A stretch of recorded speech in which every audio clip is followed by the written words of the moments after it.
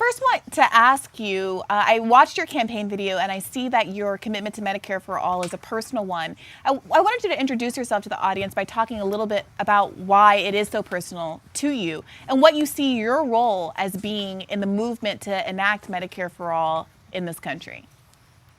So thank you for that. Yeah, it is hugely personal to me, and I say that the story I tell is the story that millions upon millions of people in this country tell. My mother was denied a routine surgery stay. She did not feel well.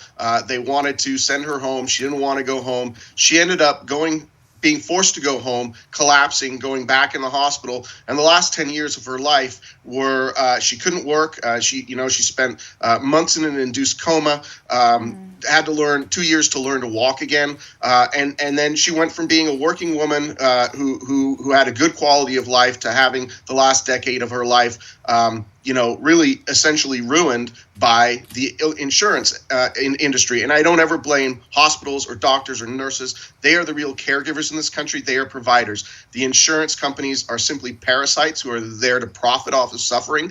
And I want to shut them down. The reality is I support Medicare for All. At the federal level, we do not have enough support. The person I'm running against in Washington's 2nd District has said over and over and over again, he will not support a single payer system. The people in my district want it. They recognize the need for it. And I'm on the board of a group called Whole Washington that I'm sure you've heard about. And we're trying to get state single payer here in the absence of a federal bill. But the federal bill is the gold prize. We want a federal, national, improved Medicare for All health insurance bill. So I just interviewed actually Ash Kalra for our show tomorrow, and I was asking him what happened with the state Medicare for All bill in California. And an interesting point that he made was that there were only 2 assembly members in the state that didn't take corporate money. And I was shocked because California is what we think of as, the most progressive state in the union.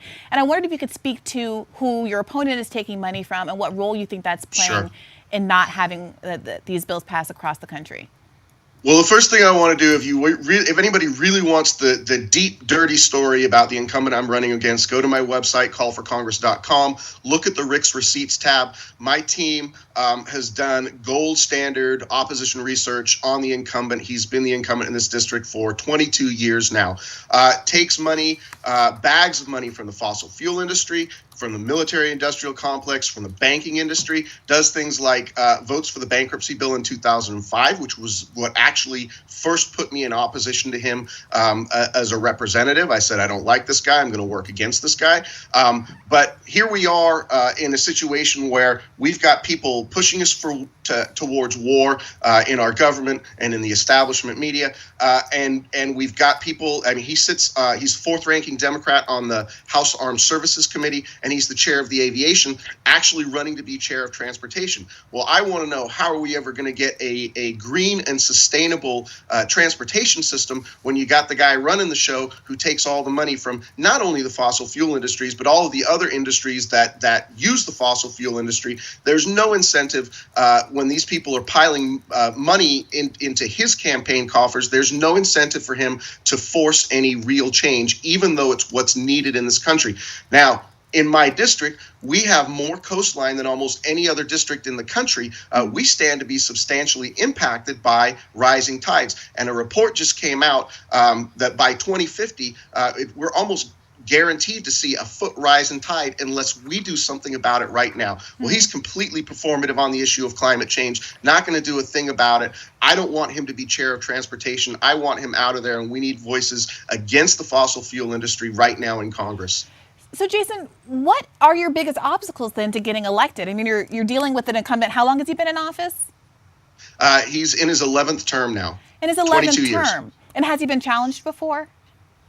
He has been challenged before, but I wouldn't say seriously.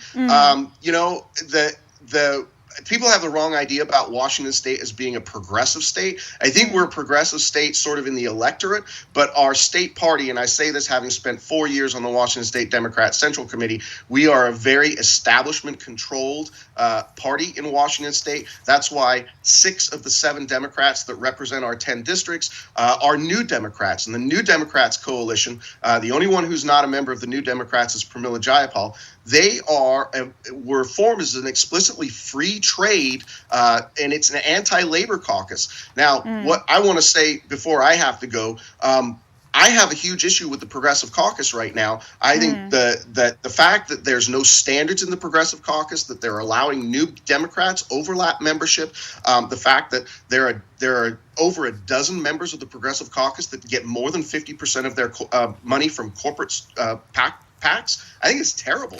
I think the Progressive Caucus needs to have some standards. And if people out there want to know what I'm going to do different, I will tell you what, I will not join the Progressive Caucus until they get those standards, because I'm not going to sit at the same table with people like Adam Smith and say that we have the same goals, because we don't.